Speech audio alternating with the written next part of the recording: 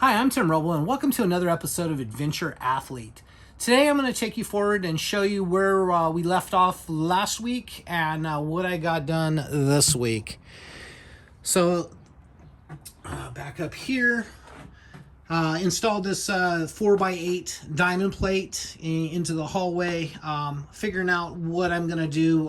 This is going to be the aluminum, at least to this junction here, and then I'll probably have a strip. And then once we go into the living quarters is all going to be a wood that I'm going to put a stain and everything on. I also installed another panel down here for diamond plate. I ran out to do the upper, but basically I'm going to do that one, and then down here, and that'll run to the back. So this whole thing will be diamond plated, which will actually work as a little bit as a I'm going to say a truss system for just keeping everything in place. I've done a great job of putting a tack every inch on both sides of the beams on that. And so that's a done deal. That makes it easy. I have another sheet showing up tomorrow, and I will cut and put a piece in here just to tie this whole look in. So from this area to this edge right here will be a diamond plate, and I think that'll look really nice. So I framed up the bathroom, and that turned out really cool. I got a door on rollers. See if we can, that shuts, and I'll do some type of latch system on it. But let's talk about fabrication and just life in general right now. As far as not being afraid to do something, you want to wait till it's got to be perfect. I got to have this, and it's like, think about it. And then put something in place. If you can, if you're a fabricator, tack it and sleep on it overnight so you don't weld something out that may or may not work. And a great case of that is I bought these little pulley wheels. They're designed to hang like lamp cords and stuff off of to give a rustic look. But I thought, oh man, those will make cool little wheels for the shower door, or the bathroom doors is actually what it is. But what the single wheel up top and the two on the bottom did, and what I'm going to do is I'm going to run a plate down, so that'll actually like have the wheels, and it'll give you privacy in the bathroom while somebody's in the bathroom doing their thing, and you're out here talking, you're not listening to them. And same thing up here. This on this back side, it'll have a valence panel that'll slide.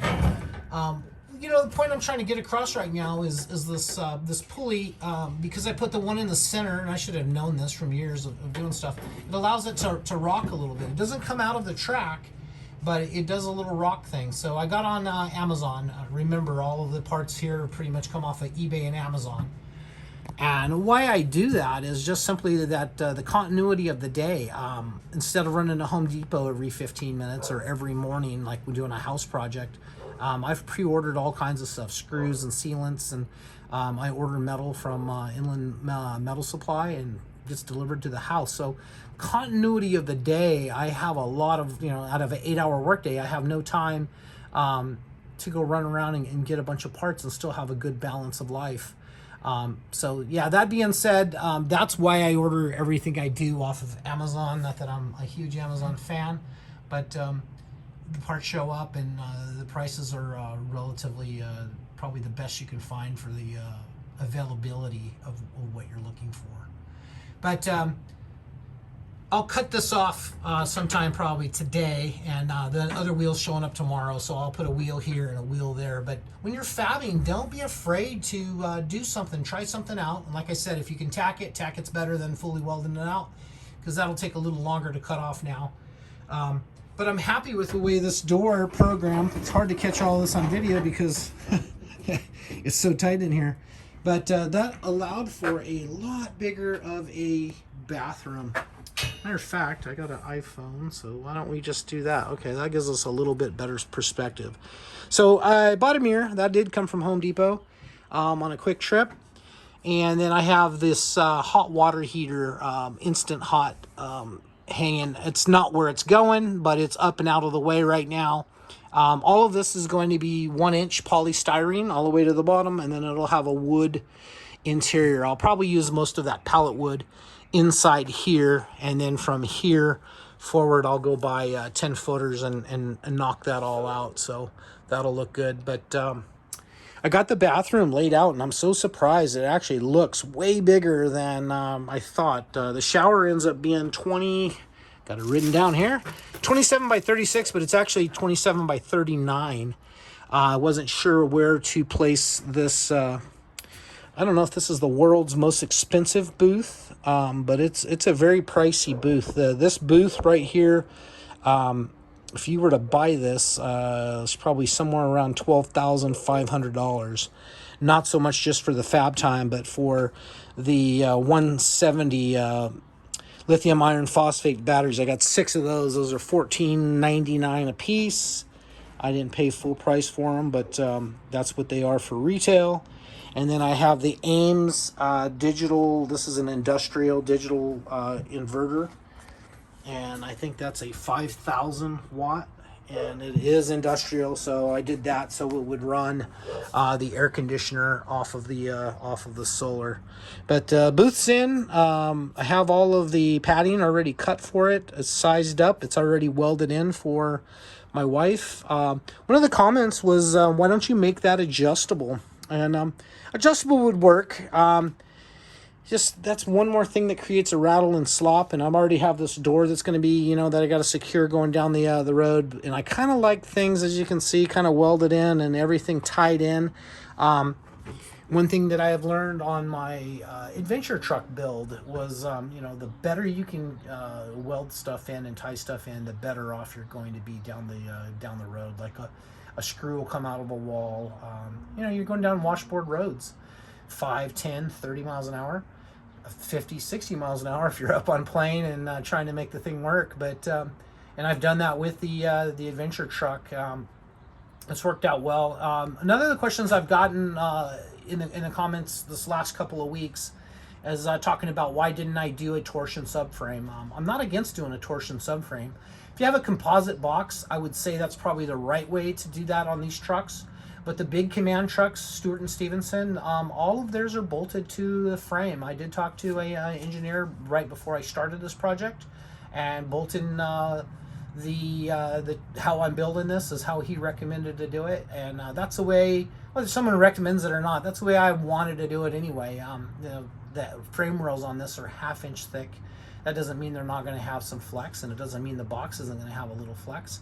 But I would rather have that flex than, like, when you unload and hit a hole, then the camper sways this way, then you come out of the hole, then the whole thing is rebounding back, which these trucks, I'm not building this truck to do kind of the things that I've done in the adventure truck. The adventure truck actually works better than a lifted truck just because of the spring pack on the back of it. But going with theory, there's several right ways to do things, and maybe some middle ground on what somebody thinks is right or wrong, but you got to go with your theory. This is my build, and I'm going to do it my way. I do take input from other people. There's you guys got some great ideas out there, and some of those you've seen me implement. But when you're building something like this as a fabricator, you kind of have your theory, you do your research going into it, and you just put your best foot forward, and you go with, you've weighed everything, and this is your path you're going to go down, and that's what I've done, and I'm happy with how things have turned out. We'll see how it works. At the very least, if it doesn't work out, it starts breaking the frame apart for some reason, which I doubt, then I'll remove the bolts, jack it up, and build a torsion frame underneath it, which would be a little tougher to do, but still like you don't have to junk the truck, But long story short, don't be afraid to do something and do something out of the box. This is the first time in my life I feel like I'm living a life true to myself. And I had a birthday this last Friday, turned 53 years old, and I'm super stoked on where I'm at 53. I still got up and did what I call a perfect day. I go for a run, come back, and then I put in 8 to 10 hours on the truck, and I did that on my birthday. I put in 8 because we went to dinner, had some nice prime rib and a couple cocktails, and I got up Saturday morning and worked again. So my life 7 days a week is pretty much, I'm looking forward to Mondays. We're Monday here. I'm fresh. I didn't put a full day in yesterday. On Sunday, I took a little time off, watched a movie, went and had lunch. For the continuity of this build, I don't even go out and get lunch. I usually intermittent fast till noon, and then if it's hot out, which it has been, I'm pretty much heat acclimated now. We had a couple days that were right at 100. And I just have the fans running in here. And of course, you can't run a fan when you're welding because it blows off the shielding gas and you get porosity in the weld. So yeah, that has to come off while you do some welding and that. But as far as process and things in life, you know, this is going really well. I'm living the life that's true to me, and you know, I watch a lot of Gary Vaynerchuk, and he's saying, you know, like, don't be impatient, don't do this, and you know, you're only 40, you know, shit. I'm all about, like, let's get up in the morning, have your list, and go attack life like your life depends on it. So we do vary on that. To each their own, but I'm gonna say right now, I just want it out there that, like, if you think about doing an idea, go out and act on it. Do your research, act on it, take actions, fail, and learn to do things time and time again. If you can fail fast and fail cheap, that's better than failing slow and really expensive.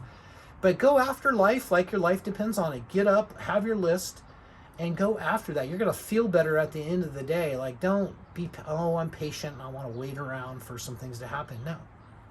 That's not my style. You guys can, you know, pick. Everyone's got their own life, but I say get up and attack it. I'm 53 now. I'm pretty much, this is my last large project. I still have one other project to finish up for a client. And I'm pretty much just going to travel, and I'll always work and do something and build something rad. This is part of my DNA, is creating, designing, and building something that hasn't been done, or somebody else I can't afford to buy, but I can afford to build it my way, and that's pretty much what I'm doing here. So yeah, enough said. I'll get back to the project, but hopefully you guys got something out of that. That's my view on how I attack life.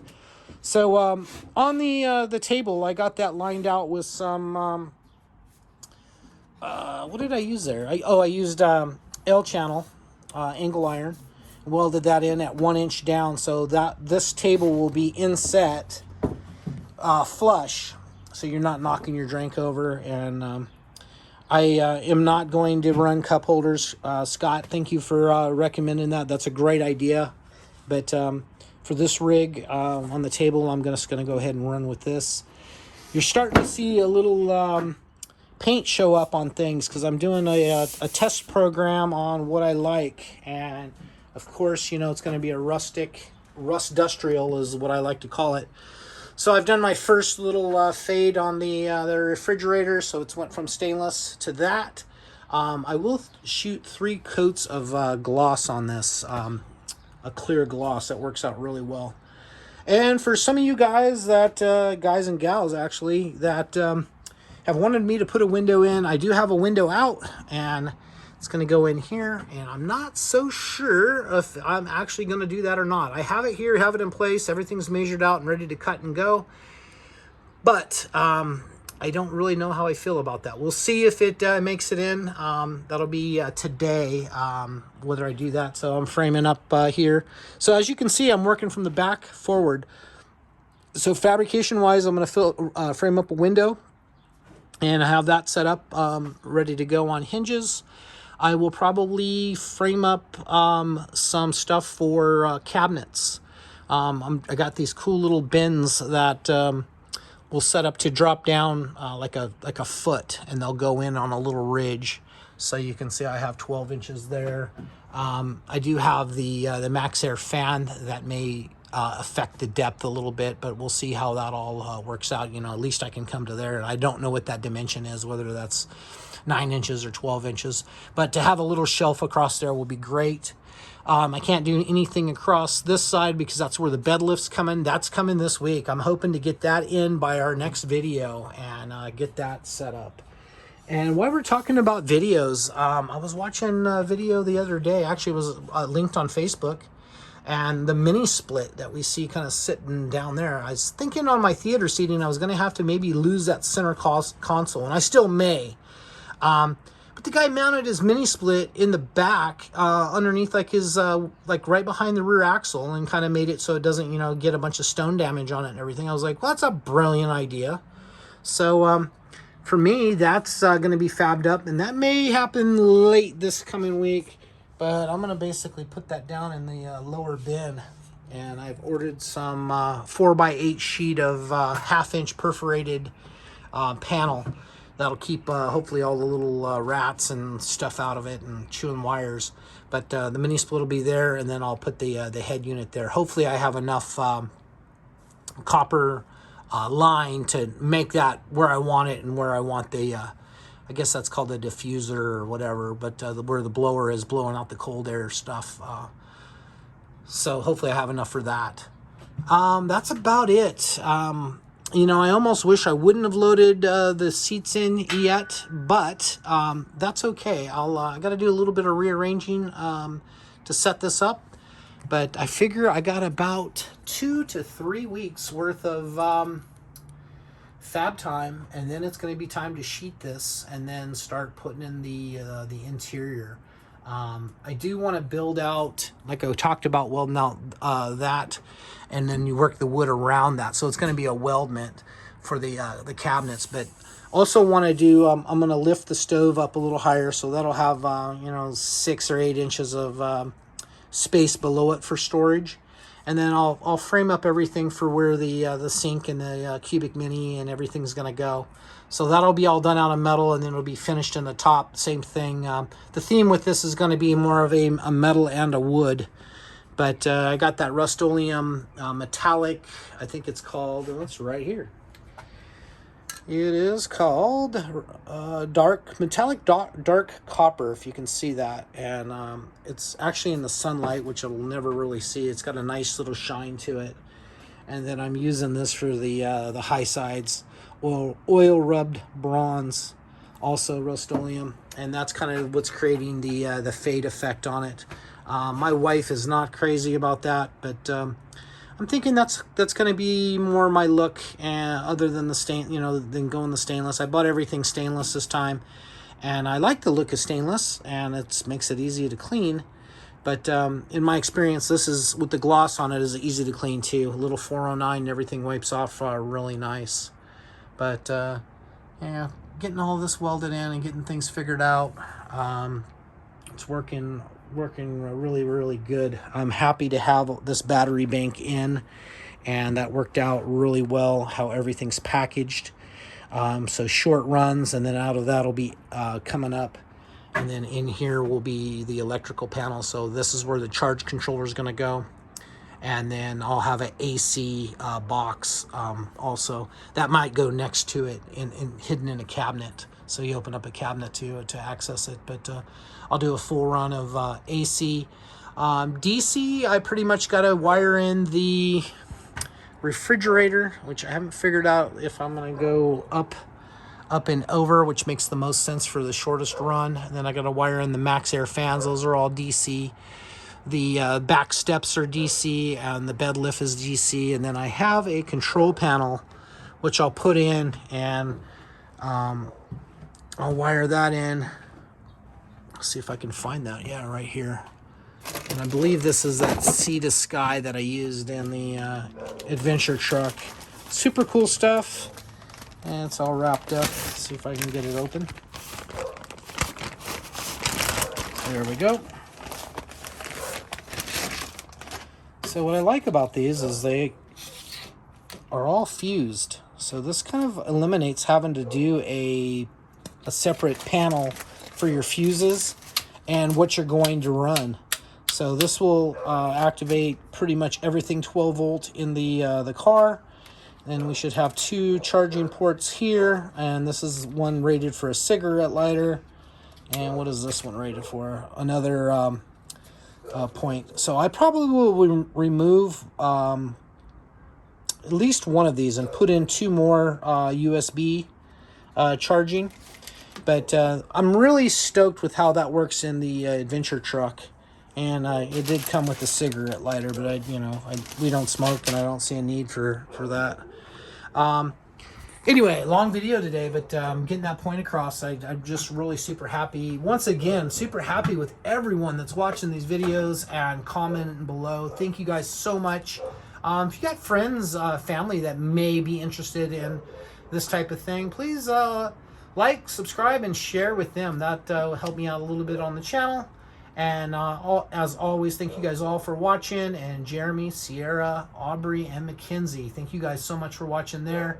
And questions, comments, hit me up. I'm Tim Rubble. Thank you guys for watching, and I'll catch you here next time.